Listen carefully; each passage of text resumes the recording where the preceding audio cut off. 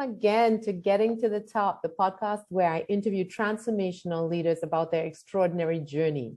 And this is where we hope by doing that we get to inspire a whole new set of leaders, but also for those of you already on your leadership journey, that we enhance that journey by teaching you new things or new skills or new insights. But what we want to do ambitiously is to change the world by changing the way that we think and view leadership, and certainly by the way that we lead. And today I have the exceptional honor of having with me Marla Dukharan. And normally I would introduce her, but I'm going to ask Marla to introduce herself because she is nothing short of spectacular. Marla. Thank you, Racquel. Thanks for inviting me, especially with the amazing lineup of women that you've interviewed over the past several months. I've really enjoyed these interviews. So thank you very much for doing them, and thanks for having me. Just by way of introduction, my name is Marla Dukharan. I'm a trainee. I'm 47 years old. I have 2 teenage children, a daughter who is 16 going on 29, and a son who is 15 going on 3, as boys do. I live in Barbados. I've lived here with the children since actually this month will be 4 years. It's been wonderful living here. It's been a breath of fresh air and a much calmer living experience, especially raising children, than the experience we had in Trinidad. I've spent, 20 something years, I think, in the financial services sector in Trinidad, and then the fintech sector here in Barbados. And I'm an economist. Did I leave that part out? And my career now, I've left BIT and that fintech space earlier this year. And so really now my career is taking a different path where I want to be able to shape policy more and to be able to see the difference that I would like to make in this region and see the potential of this region reach where I believe it should, or it certainly could, but I believe it should. What she hasn't mentioned is that she is one of, if not the most sought after economist in the Caribbean. And there isn't an event, or if she's not speaking at the event, it's because they asked and she said no. That's the quality of the economist. You're too kind. not even a little bit. Prime ministers rely on her for her economic analysis and her insights and her thoughts, and countless CEOs. She is an absolute phenomenon that we have produced, and I could not be more proud just to know you as an economist, Marla. Thank you, Racquel. You're too kind. You're making me blush. Not at all. Not at all. I'm, so much of what I'm doing, honestly, was inspired by you, and just seeing you out there in front doing so much, and being the one that people were referring to for this data, and being the bold voice and speaking out on things that people normally wouldn't say about economic matters and our relationship with the EU and everything else. And so I said, you know what? And I remember coming to you and saying, listen, how do I do that? How do I do that? And you were gracious and generous and shared all sorts of insights with me that I really appreciate. So no, I can't be more delighted to have this conversation with you. So tell us, how did it start? What was Marla like as a child?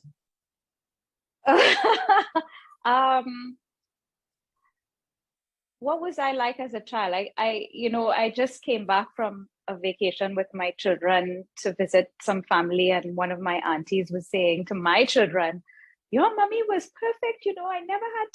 Nobody had to tell her to go brush her teeth and have her shower and do her homework. And so I heard that my kids were like, really? So I don't know. I think I was perfect, Racquel. What can I say? I think, like most children, I went through long periods of boredom where I was, in school, loving school, but also feeling like, when are we going to do something fun? Mm-hmm. When am I going to really enjoy this? And so I didn't enjoy, well, I enjoyed primary school. I went to the best primary school in the whole world, which is UE Prep School in St. Augustine. And then through secondary school, I think I felt quite, like I said, bored. And actually, it was my first boss, Dr. Ronald Ramkissoon at Republic Bank, who said to me, Marla, you're too fond of this word bored. Okay, we need to eliminate that word from your vocabulary. But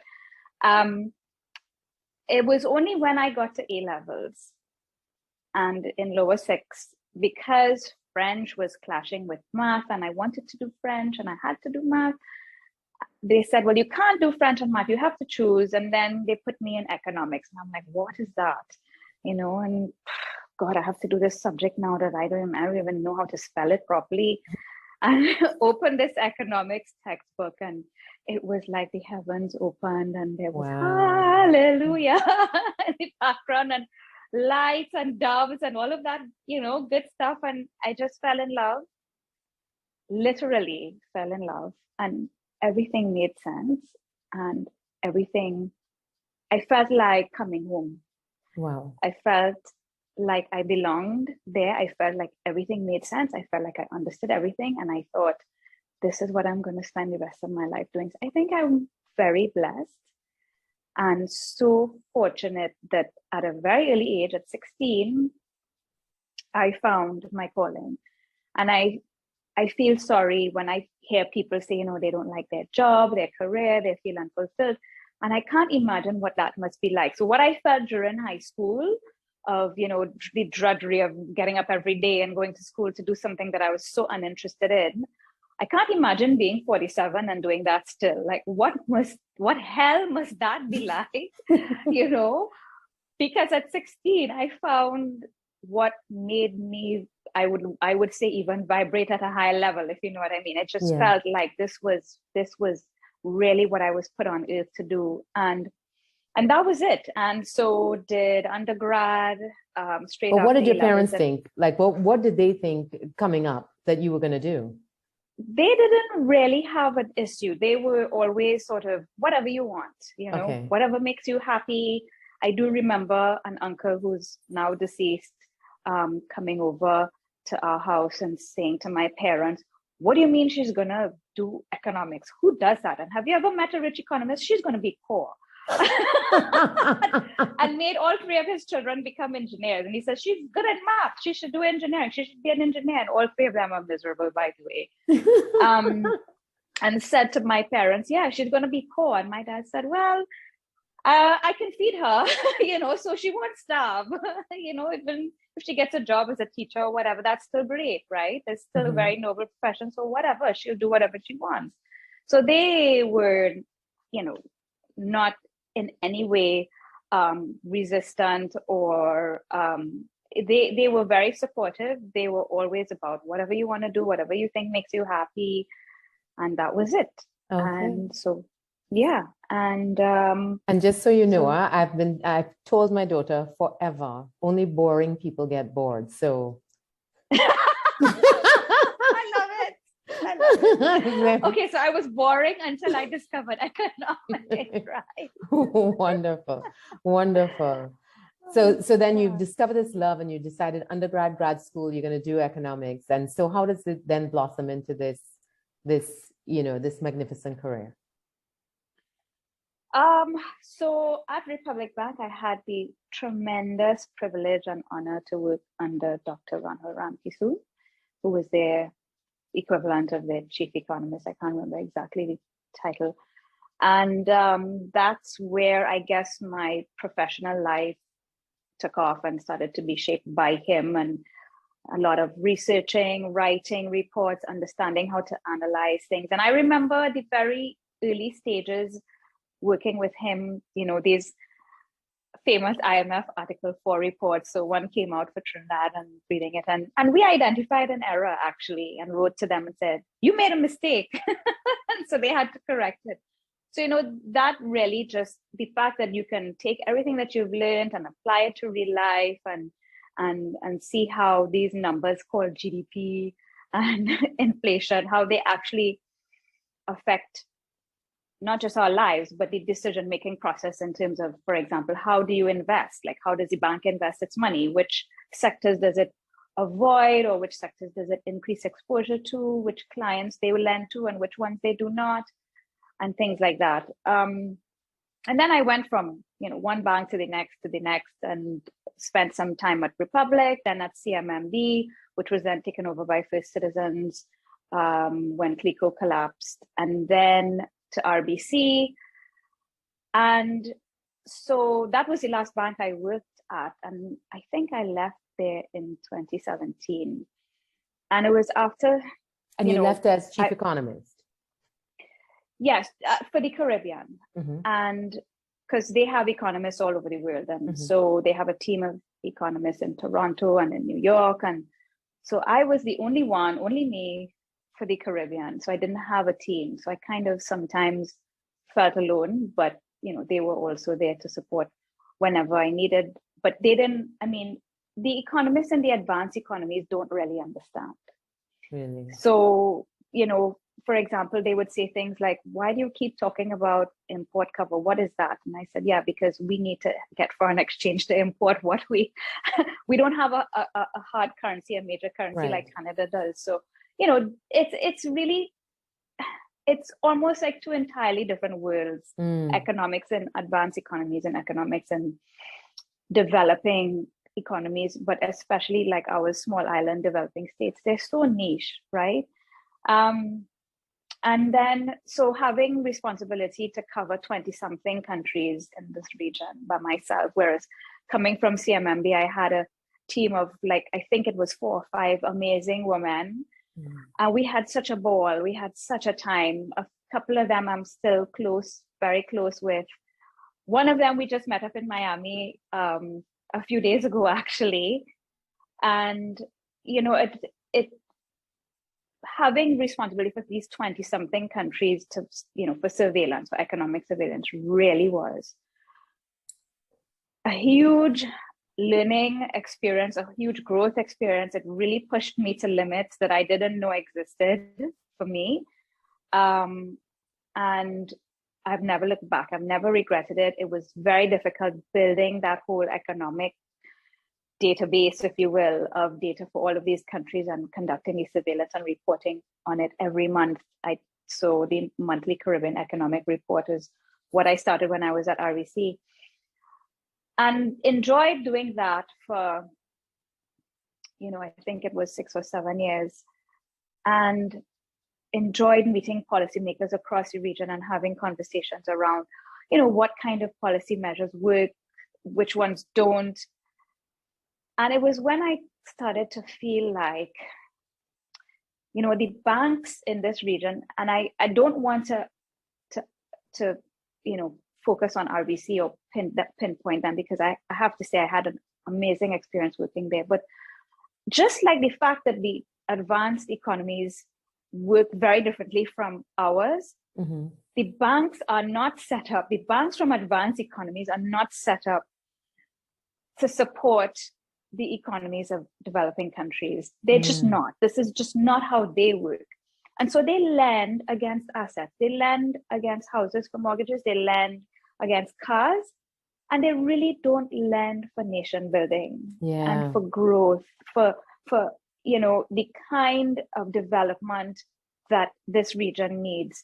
And it's not because they're bad people. I think it is that the systems they're just not set up. Yeah, the systems are not necessarily conducive or even understanding or allowing the creativity required for what it is that we need to get done, sadly. Absolutely. They're just not designed for that. As compared to, say, a JMMB, which, CMMB used to be part of that group, where they get it and they understand what development needs are about. Yeah. And so then I felt this hunger inside of me that was growing, I'm not part of the solution and I can't live like this. I need to be part of the solution. Yeah. And that's what led me into fintech, because I do believe that, there's evidence and lots of literature to tell you that unless you solve financial inclusion, you cannot solve poverty. Mm-hmm. And so I believe in the cause of universal financial inclusion. I believe we all need to have, and actually financial inclusion, or exclusion, I should say, affects women disproportionately, it affects the poor disproportionately, and you're more likely to remain poor if you're financially excluded. And so I very much and for people who don't understand what financial inclusion means, explain that. It's basically having access to financial services, so savings account, a means of transacting, a means of saving, a means of getting credit as well when you need to borrow for a house, for a machine, for a business, for a car. Being financially included means that your money is being secured, it's being safeguarded, as well as it can work for you if you can get credit and leverage the money and leverage your earnings. Mm-hmm. And the World Bank had said that because I think 8 of the 17 Sustainable Development Goals depend on universal financial inclusion, they had set themselves a goal, the World Bank that is, of achieving universal financial inclusion.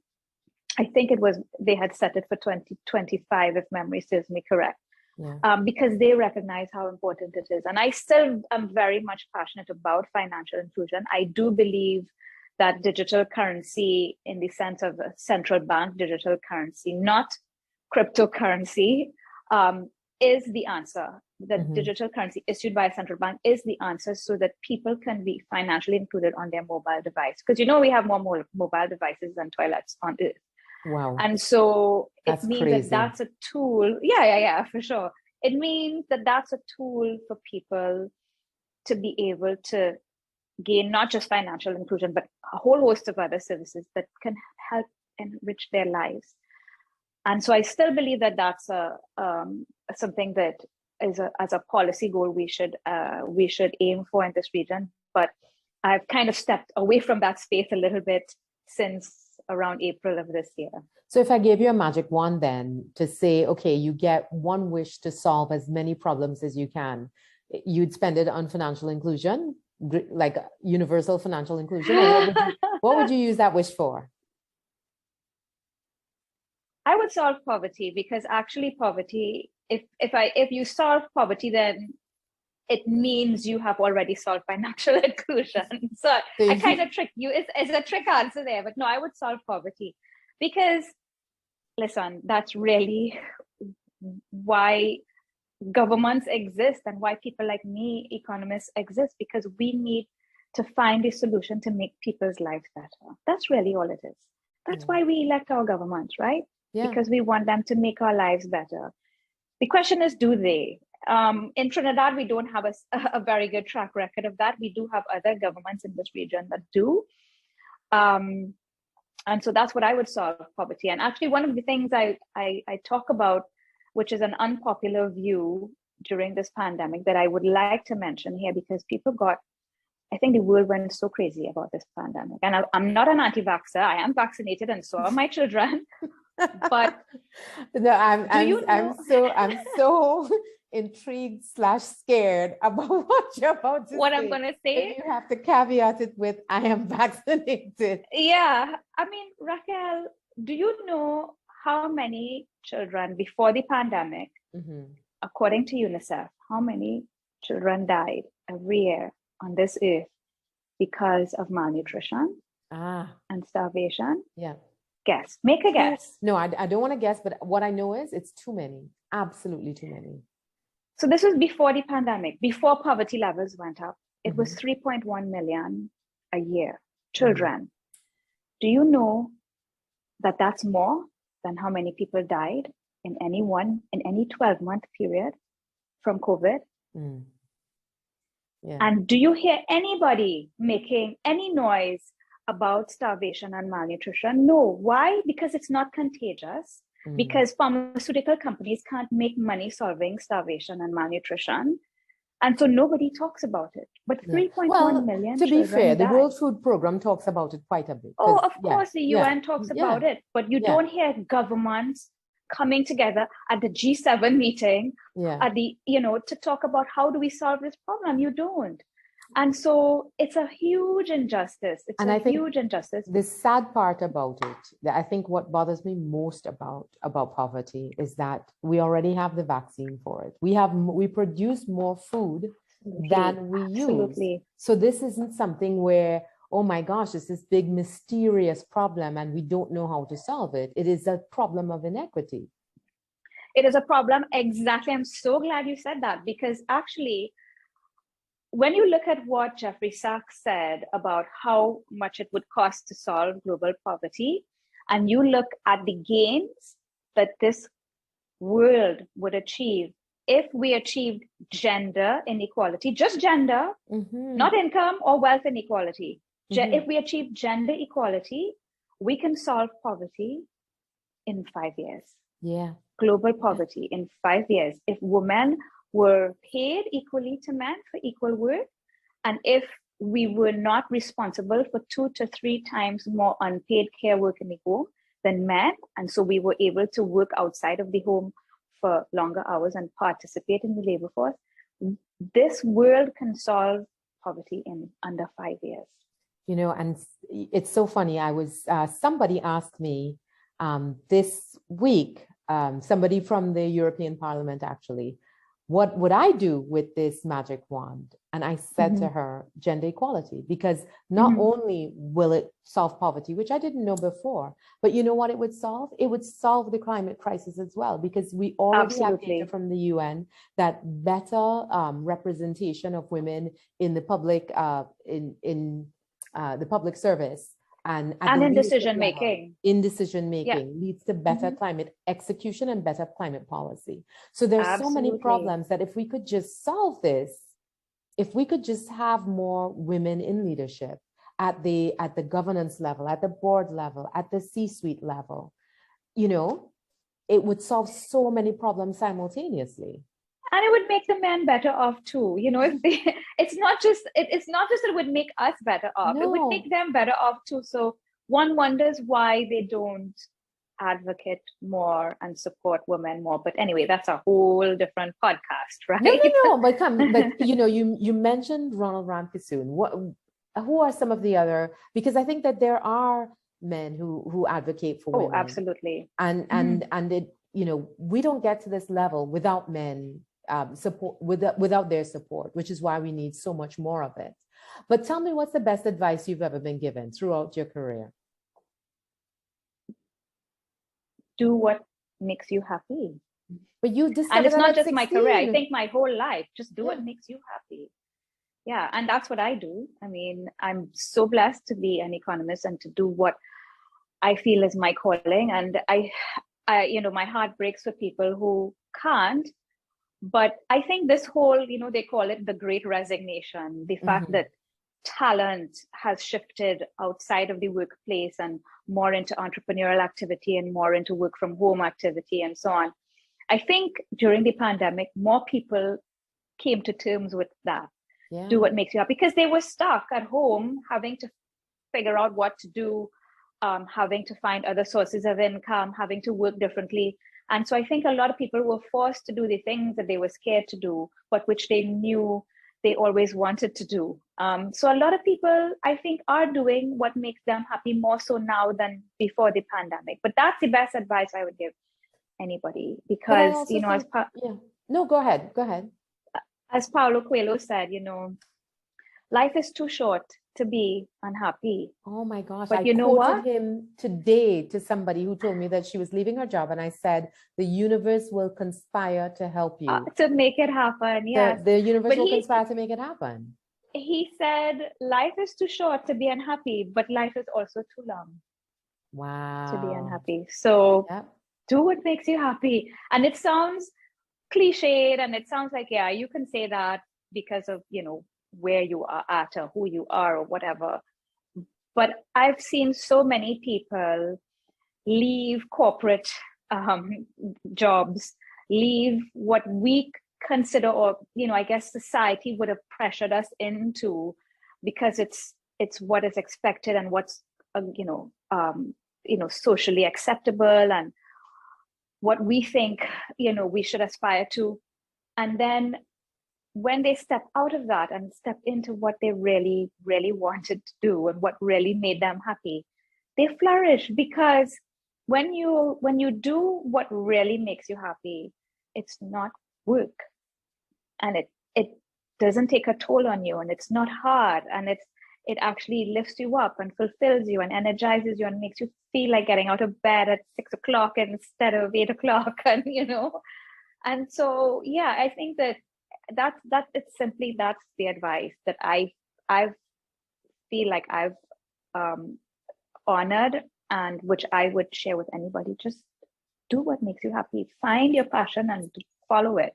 Yeah, I think that a lot of people through the pandemic as well had to reckon with their mortality, because there's this scary thing happening, and people are dying, and then you come to terms with, wait a minute, I don't have unlimited time, so I might as well do something that makes me happy. And especially since some companies treated others, some better than others, and weren't as supportive, and I guess you realize the frailty in the whole system, and it just kind of put a time pressure. And I always say to folks, if you don't take the decision that you need to make, the universe will find a way of taking it on your behalf. And so absolutely, when people are like, oh my goodness, I lost my job, and I'm like, that's a blessing. Understand that that's a blessing. Or, my company is shutting down, or whatever else it is always a blessing. And I know it never feels like that in the moment. And one of the things I talk about, things I figured out too late. I think that might be the name of my book, The Things I Figured Out Too Late. So I missed, oh my gosh. So I started traveling like full force once borders opened. And because of COVID and all of the craziness, I've missed like a ton of flights because, they're checking COVID requirements, or you don't get your travel pass, or whatever else it is, and miss the connection, or they can't check your bag straight through because they need to check your COVID documents on your way in, whatever. So I missed like a ton of flights. I'm embarrassed to say how many flights I've missed. Anyway, and the first couple of times there was bawling and crying and vexed and mad and everything going on. And then one day I just said, you know what? This is where I'm meant to be. For whatever reason, this is where I am meant to be. The universe wants me to be here for a reason. And not only did I just have this sudden sense of calm, then I started realizing the opportunities that were being presented by missing these flights. There were people that I got to talk to, people that I got to meet, people who were on the flight that was rescheduled, whatever else. And it was just about acceptance and just kind of embracing that. And so I think, that is about the do what makes you happy as well, and just embrace the change that comes to you, and embrace the change that finds you, because that is where you are meant to be. Absolutely. I mean, I think the universe is always deliberate about what it does, right? to us. And my daughter said, the universe will send you the lesson over and over until you learn it. Until you get it. I think so maybe that's why you had to miss. Yes, that's why I had to miss so many flights to just figure out, what? This is where I need you to be. And when it's meant for you to get to the next destination, that's when you'll get there, and no sooner. And so it's the pandemic taught me about, you don't need to fly so much, because it really, I mean, for the first month or so of the pandemic, I was like, oh my God, I'm not in a plane. How am I going to survive? But no, it really was too much. So I'm deliberate about not being on so many flights. Now. Yeah, I'm going to get there. But again, I've decided that I will allow the universe to tell me what's right. If something feels good, if something feels right, then I go with it. And then if not, then I don't. So is Paul Coelho one of your favorite authors? He's one of mine. Oh, absolutely. I mean, I think every time he does a new book, I buy it. The last one was the Archer. Okay, I haven't read that one. Yeah. I thought that one wasn't my favorite of his books, but he is one of my favorites. Right now, my favorite is this Turkish writer called Elif Shafak. And I was so blessed to have met her in person in June in Ireland. Yes. And I'm not ashamed to say now, but I was ashamed at the time. that I got her to sign like a dozen books for me. Because I took all of her books that I had already on my shelf, plus I bought more, plus I bought some for my friends who I wanted to give as gifts. And so I said to her, listen, I have a pile. So, and she signed, and she's so lovely. She's, you know what? The way that I would describe her is she is openly wounded. And I think that somehow people who have suffered the most are the ones who are the best writers, because I feel like, you know, they have experienced what so many of us have, and so they are relatable. Yeah. But also they have overcome so much, and so they have that resilience, and they have that positivity, and that different perspective of the triumphing over whatever it is that they've been through. But you can tell by reading what she's written that she's deeply wounded. But you know what? So are many of us, Many right? of us, yeah. If not all of us. And she's just amazing, and I feel so connected to her when I read her work. And other than her and Paulo Coelho, it's Deepak Chopra. Okay. You know, my Bible is the 7 Spiritual Laws of Success.